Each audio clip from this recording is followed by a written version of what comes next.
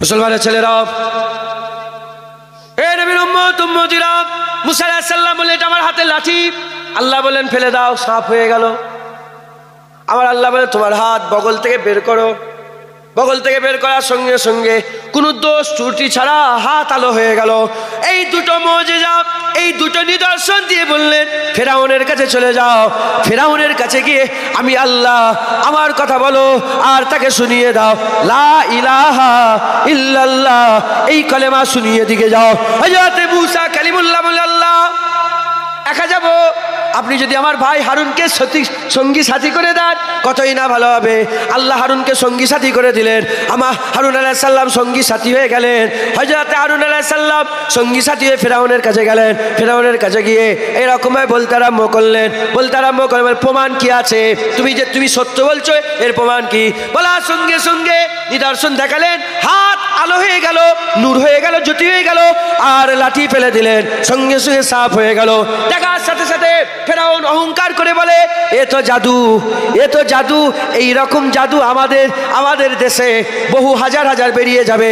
ওই সময়তে মুসা আলাইহিস সালামকে চ্যালেঞ্জ ছুড়ে দিল, বলে শোনো শোনো, তুমি তোমার জাদু নিয়ে এসো, আমি আমার জাদু নিয়ে আসবো। ফেরাউন বলতে আরম্ভ করলো তুমি আসো, আমিও জাদুঘর করে বুলাবো, আমরা সবাই প্রতিযোগিতা হবে, যে জিতবে তার কথা মেনে নেওয়া হবে।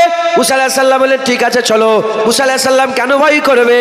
মুসা আলাইহিস সালামের সাথে তো আমার আল্লাহ আছে, মুসা আলাইহিস সালামের সাথে আল্লাহ আছে। হযরত মুসা আলাইহিস সালাম ময়দানে হাজির হয়ে গেলেন, ময়দানে হাজির হয়ে গেলেন। কিতাবের মধ্যে এসেছে 1 নয় 2 নয় 1000 2000 নয় 70 থেকে 80,000 জাদুঘর ফেরাউনের ডাকে সাড়া দিয়ে চলে এলো। 80,000 জাদুঘর, কোন রেয়াতে 70,000 এসেছে। 70 থেকে 80,000 জাদুঘর ওই ফেরাউনের ময়দানে হাজির হয়ে গেল। চিন্তা করে যদি 80,000 শুধু জাদুঘর হয় তাহলে দর্শক কত এসেছিল, দর্শক কত এসেছিল। এইদিকে 70 থেকে 80,000 জাদুঘর, আর এইদিকে কে আছে? হযরতে মুসা আলাইহিস সালাম ভাই হারুন আলাইহিস সালাম, মুসা আলাইহিস সালাম ভাই হারুন আলাইহিস সালাম, আর ওদিকে 80 থেকে 70 থেকে 80,000 জাদুঘর। এবার কি হবে? এবার কি হবে? ওই জাদুঘরদের মধ্যে যে সর্দার ছিল, সেই সর্দার ফেরাউনের কাছে গেল। ফেরাউনের কাছে গিয়ে বলে এ ফেরাউন, যদি আমি জিতে যাই, বললো না যদি মুসাকে হারায়, এটা বললো না, বললো যদি আমি জিতে যাই তুমি কি দেবে? তখন উত্তরে বললো যাও, উত্তরে বললো যাও, তোমাকে আমি আমার মুকাররাব করে দেবো, আমার কুরবিয়াত দান করে দেবো। ওই সময়তে একটা প্রশ্ন হয়ে গেল। দ্বিতীয় প্রশ্ন মুসা আলাইহিস সালাম কি করে বলে এ মুসা কালিমুল্লাহ, তুমি আগে খেলা দেখাবে না আমি আগে খেলা দেখাবো? তুমি আগে খেলা দেখাবে না আমি আগে খেলা দেখাবো? এই দুটো কথাতেই আদব ছিল, দুটো কথাতেই আদব ছিল। 1 নম্বর বলতে পারতো যদি মুসাকে হারায় তুমি কি দেবে, এইটা না বলে সে বলেছিল যদি আমি জিতে যাই কি দেবে, এটাও আদব ছিল। দ্বিতীয় আদবে দ্বিতীয় হচ্ছে লড়াইয়ের ময়দানে কোনদিন প্রতিপক্ষকে কেউ জিজ্ঞাসা করে না তুমি আগে পাশা ফেলবে না আগে আমি পাশা ফেলবো। এ মুসলমান আদবের সাথে জিজ্ঞাসা করেছিল এ নবী বলো বলো, তুমি আগে না আমি আগে, তুমি আগে না আমি আগে? বলার সঙ্গে সঙ্গে আমার আল্লাহ পাক কি করলেন? আমার আল্লাহ পাক ওই 80,000 জাদুঘরকে জমিনের মধ্যে নিয়ে চলে গেলেন, জমিনের মধ্যে নিয়ে চলে গেলেন, মাথা জমিনে ফেলে দিল, সেজদায় পড়ে গেল। হযরত সানাউল্লাহ পানিপতি রহমাতুল্লাহ সানাউল্লাহ পানিপতি রহমাতুল্লাহ তিনি তিনার তাফসীরের মধ্যে বলছেন তারা যখন সেজদায় পড়েছিল আল্লাহ তাদের করে জান্নাত দেখিয়ে দিয়েছিল, আল্লাহ তাদের করে জাহান্নাম দেখিয়ে দিয়েছিল, জান্নাতের কোন জায়গায় থাকবে ওটাও দেখিয়ে দিয়েছিল। আমার আল্লাহ পাক তাদের করে জান্নাত দেখিয়ে দিবার পরে তারা যখনই সেজদা থেকে মাথা তুলল সবাই বলতে আরম্ভ করলো আমরা মুসার মালিক আল্লাহ মেনে নিয়েছে।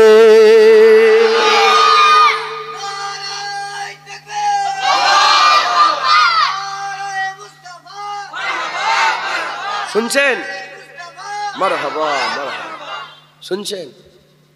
তাহলে এই যে 80,000 লোক মুসলমান হলো, কেন মুসলমান হলো? আদব। কি আদব করেছিল? শুধু বলেছিল যে আমি যদি জিতি, বলেন যে মুসাকে যদি হারাই, সমস্ত সারা পৃথিবীর যত তাফসীর আছে সব তাফসীরে বলেছে এই 80,000 জাদুঘর মুসলমান হলো শুধু নবীর আদব করার জন্য। কিসের জন্য? ফেরাউন যখন বাচ্চা পেল নি, মুসা আলাইহিস সালাম বললাম না ঘটনা, যখন বাচ্চা পেল, তারা জানে, ফেরাউন জানতুনি নবী, নবী জানতো যে এটা মুসা আলাইহিস সালাম, জানতুনি, না জেনেই যদি একবার বলতো কি সুন্দর, আল্লাহ হিদায়াত করে দিত। আর আমরা তো জানি যে মুহাম্মদুর রাসূলুল্লাহ নবী। জাদুঘর লড়াই করতে এসেছে, লড়াই করতে এসে অজান্তেই আদব হয়ে যাওয়াতে আল্লাহ সবাইকে মুসলমান করে দিয়েছে। আর আমরা জেনে শুনে যদি মুস্তাফা হুজুরের আদব করি, তাজিম করি, সম্মান করি, দরুদ পড়ি, সালাম দিই, হুজুর পাকের মহব্বত যদি দিলের মধ্যে রাখি, আল্লাহ আমাদের দিলে এমন ঈমান জমিয়ে দেবে, গর্দান দিয়ে দেবো। মুস্তাফা আল্লাহ ছেড়ে কোনোদিন আমরা যাব না, আমরা কোনোদিন যাব না। একবার জোরে বলেন কথা ঠিক না ভুল বলেন? আমাদের দিলে ঈমান আমার আল্লাহ জমিয়ে দেবে। যেমন ফেরাউনের সময়ে ওই ৮০,০০০ জাদুঘরের ঈমান আল্লাহ তার দিলে জমিয়ে দিয়েছিল। কুরআন বলছেন, আল্লাহ পাক কুরআন শরীফে আল্লাহ পাক বলছেন, ফেরাউন তখন বলল, এই আমি কিছু বলার আগে নিজেরা ফাইসাল্লা করে ফেললে, তোমাদের প্রত্যেকের উল্টো দিক থেকে উল্টো দিকের হাত পা, পেছন থেকে উল্টো দিকের হাত পা কেটে আলাদা করা হবে। হাত পা কাটতে আরম্ভও করে দিল, মারতে আরম্ভ করে দিল। তারা হাসতে হাসতে জীবন দিয়ে দিচ্ছে, কিন্তু আল্লাহর ছেড়ে দিচ্ছে না। কিন্তু কিছুক্ষণ আগেই ওই জাদুঘরগুলোই বলল কি, ফেরাউন যদি জিতে যায় কি দেবে। দেখেছেন, আল্লাহ তাদের দিলে ঈমান জমিয়ে দিল একমাত্র নবীর আদবের জন্য। কিসের জন্য বলেন? নবী পাক সাল্লাল্লাহু আলাইহি ওয়াসাল্লামের আদবের জন্য। মুসলমানের ছেলেরা, এ নবীর উম্মতিরা, মুসা কালিমুল্লাহ হুজুরের জামানাতে একজন মানুষ ছিল, মাশহুর কথা উলামায়ে হযরতরা বলে, তবে কথায় কথায় এসে গেল, তাই আমিও আপনাদের একবার শুনিয়ে দিয়ে যাই। মুসা আলাইহিস সালামের তাওরাত কিতাবে একজন তিলাওয়াত করত, আর একজন জওয়ান যুবক ছিল। ওই যুবক ছেলে যে তেলাওয়াত করে নবীর নাম কেটে দিয়েছিল, আল্লাহ থেকে গো সাপে পরিণত করেছে। আর একজন যুবক ছিল যে গুনাহ করত, বাজে কাজ, খারাপ কাজ, এত বাজে কাজ, খারাপ কাজ, গুনাহ করত, আল্লাহ পাকের বান্দারা সেই জামানার মরে যাবার পরে তার পায়ে দড়ি বেঁধে টেনে টেনে ভাগাড়ে ফেলে দেয়। এমন অবস্থাতে আমার আল্লাহ পাক মুসা কালিমুল্লাহকে ওহী পাঠিয়ে দেয়। কালিমুল্লাহ আল্লাহ সঙ্গে হাম কালামি করতো। আমার আল্লাহ বলল, যাও, চলে যাও, এই মুসা মুখ পাড়া নগর জায়গায় চলে যাও। ওই সময় মুসা কালিমুল্লাহ ওই জায়গায় চলে গেলেন, যে খবর নিলেন মুসা আলাইহিস সালাম আসার সঙ্গে সঙ্গে লোক ঘিরে বলে, আল্লাহ নবী এসে গেছে। এ মুসা কালিমুল্লাহ কি ব্যাপার? মুসা কালিমুল্লাহ কি ব্যাপার, কেন এসেছেন? ওই সময় মুসা কালিমুল্লাহ বলতে আরম্ভ করে দেয়, এই গ্রামের লোকেরা, আমি শুনলাম তোমাদের গ্রামে নাকি একজনা মারা গেছে, একজনা জওয়ান মারা গেছে। বলে, হ্যাঁ জওয়ান তো মারা গেছে, কিন্তু আপনি কেন এসেছেন? বলে, না, তার জানাজার পড়ার জন্য, তার কাফন দেওয়ার জন্য। বলে কি বলছেন? আমরা তো তাকে পায়ে দড়ি বেঁধে ভাগাড়ে ফেলে দিয়েছে। বলে, কেন? বলে, এত নিকৃষ্ট, এত জঘন্য, এত খারাপ, এত বাজে আমাদের এলাকায় নেই। বলে, কি বলছো? কি কথা শোনাচ্ছ? আমাকে তো আমার আল্লাহ নিজে বলেছে তার কাফন দাফনের ব্যবস্থা করো। ওই সময় মুসা কালিমুল্লাহ আল্লাহকে বলে, আল্লাহ পাক এই ব্যাপার। আমার আল্লাহ বলে, মুসা কোনো প্রশ্ন করবে না, আগে যে কাজ দিয়েছি সেই কাজ করো। মুসা কালিমুল্লাহ গোসল দিলেন, কাফন পরালেন, জানাজার নামাজ পড়িয়ে কবরের মধ্যে শুইয়ে মাটিটা চাপা দিয়ে দিলেন। যখন মাটিটা চাপা দিয়ে দিলেন, মাটি চাপা দেওয়ার সাথে সাথে সঙ্গে সঙ্গে আল্লাহ পাকের হুকুমে হযরত মুসা কালিমুল্লাহ আল্লাহ পাকে জিজ্ঞাসা করলেন, আল্লাহ এবার মতলব বুঝিয়ে দেন। আমার আল্লাহ বলে, শোনো, সে সত্যিকারের গুনাহগার ছিল, সত্যিকারের খারাপ ছিল, সত্যিকারের বাজে ছিল, সত্যিকারের আমার শরীয়ত অমান্যকারী ছিল। তবে শোনো, ওর সারা জীবনের বাজে কাজের ভিতরে একটা ভালো কাজ ছিল, যেটা আমি আল্লাহ আমার পছন্দ হয়ে গেছে। কি ভালো কাজ আল্লাহ? কি ভালো কাজ? বলে, তোমার উপরে যে তাওরাত দিয়েছি, ওই তাওরাতে যে আমার আখিরি নবী হাবিবুল্লাহ মুহাম্মাদুর রাসূলুল্লাহর নাম আছে। বলে, হ্যাঁ আছে। বলে, ওই নাম যখনই সে তাওরাত পড়তে যখনই ওই নাম চোখের সামনে থেকে ফেলতো, নামের মধ্যে একটা চুমা দিয়ে দিত। এই হাবিবুল্লাহর নামের চুমা দেওয়াটা আমার এত পছন্দ হয়ে গেছে, তার সব গুনার কথা জানা সত্ত্বেও আমি তাকে জাহান্নাম দিতে পারলাম না। হাবিবুল্লাহর আদবের খাতিরে বান্দাকে আমি আল্লাহ জান্নাত দিয়ে দিলাম। মুসলমান, হ্যাঁ, যদি মুসা আলাইহিস সালামের জামানার উম্মত, নবী তখন আসেনে, নবীর নামে চুমা দিয়ে যদি এত ইজ্জত পেয়ে যায়, বলো নবীর জামানার গুনাহগারেরা কিছু তো ফায়দা বদলা পাবে না? পাবে না? পাবেন না? পাবেন না? খবরদার, পাগল হলেই দরজা ছেড়ে পালাবো। যতদিন আকল আল্লাহ পাক দিমাকে, দিলের মধ্যে আমাদের সৌর দেবে, দিমাকের মধ্যে আকল আল্লাহ ঢুকিয়ে রাখবে, আমরা সব দর ছাড়বো, মুহাম্মদুর রাসূলুল্লাহর দরজা ছেড়ে দেবো না। বলেন ইনশাআল্লাহ। আল্লাহ আমাদের সকলকে হুজুর পাকের গোলামি করার তৌফিক ইনায়াত করুন। আল্লাহ, আল্লাহ রসুল, শুধু আল্লাহ না, শুধু রসুল না, আল্লাহ, আল্লাহ রসুল। প্রথমে আল্লাহর দরজা, তার রসুলের দরজা। আল্লাহর মহব্বত, নবীর মহব্বত। আল্লাহর ভালোবাসা, নবীর ভালোবাসা। আল্লাহর জিকির, নবীর জিকির। আল্লাহর আদব, নবীর আদব। আল্লাহর তাজ, নবীর তাজ। আল্লাহ পাকের প্রশংসা, নবীর প্রশংসা। বলেন ইনশাআল্লাহ। নবীদের যারা বিয়াদবি করে আল্লাহ তাদের ধ্বংস করে দেয়, আর নবীদের যারা আদব করে আল্লাহ তাদের ইজ্জতলা করে দেয়। নবীকে যারা, নবীদের যারা বিয়াদবি করে, মুস্তাজাবুদ দাওয়াত, কুত্তা হয়ে যায়। এত বড় ওলি মুস্তাজাবুদ দাওয়াত, কুত্তা হয়ে যায়। আর এত গুনাহগার ভাগাড়ে ফেলে দেওয়া লোককে নবীকে দিয়ে তুলিয়ে আল্লাহ জান্নাত দিয়ে দেয়। আদব, বুঝতে পারছেন? হুজুর পাককে আল্লাহ আমাদের জন্য সবচেয়ে বড় নিয়ামত করেছে। হুজুর পাকের আদব, হুজুর পাকের তাজিম, হুজুর পাকের সম্মান করবেন। বলেন ইনশাআল্লাহ। ইনশাআল্লাহ। সংক্ষেপ করে দিলাম। সালাম কেমন দেবো? দুই চাঁদাপত্র একটু তুলতে বলছে জলসার জন্য, তুলে আসসালামু আলাইকুম। ওয়ালাইকুম আসসালাম। ইয়া নবী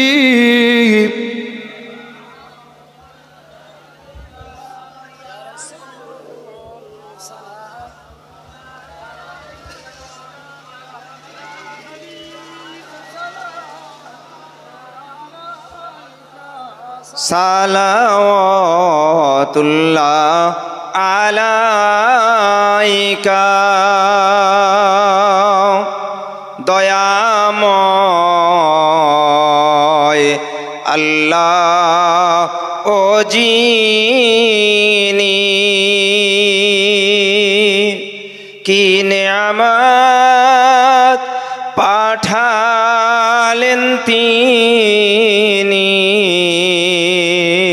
চিনল না কাফের বেদিনী, চিনিল বনের হরিণী।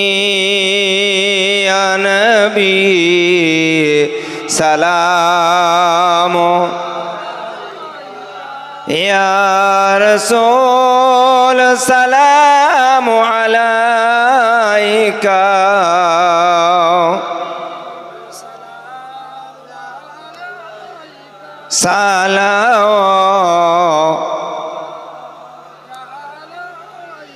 আপে সুলতানে মদিনা,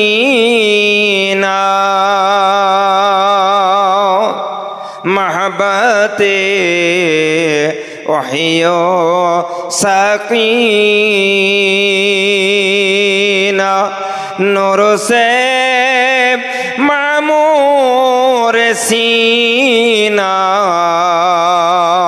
मिश्क से बेहतर पसीना। या नबी सलाम, या रसूल सलाम, या हबीब सलाम अलैका।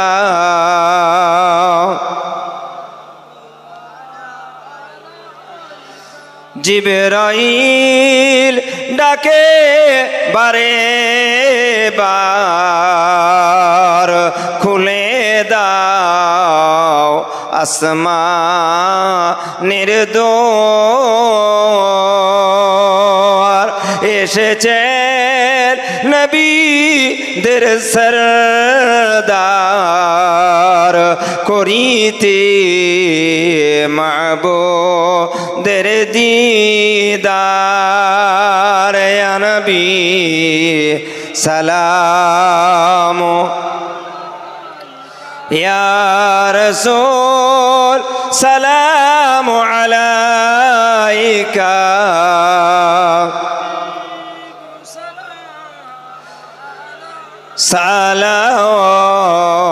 सलावतुल्लाह। মাশাআল্লাহ, আল্লাহ কবুল করেন। আমরা কাকে সালাম দিলাম বলেন? হুজুর পাক সাল্লাল্লাহু আলাইহি সাল্লামকে সালাম। হুজুর পাককে সালাম দিতে আল্লাহ বলেছেন, এটা মাথায় রাখেন। আমরা কোনো পীরের কথায়, অলিয়া আউলিয়াদের কথায় নবীকে সালাম দিতে হয় না। নবীকে সালাম আল্লাহ দিতে বলেছেন। বেশি বেশি করে সালাম দেবেন, বেশি বেশি করে সালাম দেবেন। চিন্তা করে দেখেন তো, একা কোনোদিন নবীকে সালাম দিয়েছেন? বলছেন কি করে? তো লজ্জার কথা। যা হচ্ছে মনে মনেই রাখো, বলুনি, মনে মনে ভাবেন, চিন্তা করেন। এ তো আমি দাঁড় করালাম, দাঁড়ালেন, মুফতি সাহেব সালাম দিলেন, আপনি দিলেন। কলেমা তো সবাই পড়েছেন, সালাম তো সবাই দেবে। প্রতিদিন নবী পাক সাল্লাল্লাহু আলাইহি সাল্লামকে ঘরের কোণে দাঁড়িয়ে দাঁড়িয়ে চিলে কুটায় উঠে যাবেন, তিনতলার মাথায় কেউ নেই, ইয়া নবী সালাম আলাইকা দেবেন, মাথায় ঝুঁকছে, বলেন ইনশাআল্লাহ। 60 বছর, 40 বছর, 50 বছর হয়ে গেল, একবারও নবীকে সালাম দেওয়া হয়নি একা। যদি ধরে ফেলেন হুজুর, যদি ধরে ফেলেন, কি জবাব দেবেন? হুজুর ধরবেন না। যদি ধরে ফেলেন, কি গো 60 বছর একবারও তুমি আমাকে সালাম দিলে না? আহা, আমাদের কলজে ফেটে যাবে, তখন কলজে ফেটে যাবে, লজ্জায় আমরা ধ্বংস হয়ে যাব। মুসলমান, আল্লামা ইকবাল বলছে যে আল্লাহ যদি আপনি আমার গুনাহ জাহির করতে চান, সবের সামনে জাহির করবেন, রাসূলুল্লাহর সামনে জাহির করবেন। যদি জাহান্নাম দিতে চান, নুক্কে নুক্কে দেবেন, হুজুরকে বুঝতে দেবেন না। কারণ আমি হুজুরের উম্মত। আমি যদি এরকম হয়, হুজুর পাক লজ্জিত হয়ে যাবে। নাউজুবিল্লাহ, আস্তাগফিরুল্লাহ, আল্লাহ মাফ করেন। হ্যাঁ, অতএব আপনারা সকলে বেশি বেশি করে আমার আকা মাওলা রাসূলুল্লাহকে জান খুলে হুজুরকে বেশি বেশি করে জগ শখের সঙ্গে সালামের নজরানা হুজুর পাকের কদমে পৌঁছাবেন, বলেন ইনশাআল্লাহ, ইনশাআল্লাহ, ইনশাআল্লাহ। সকলে আস্তে আস্তে গায়ে গায়ে বসে যান। বালাগালুল্লাহ বিকামালিহি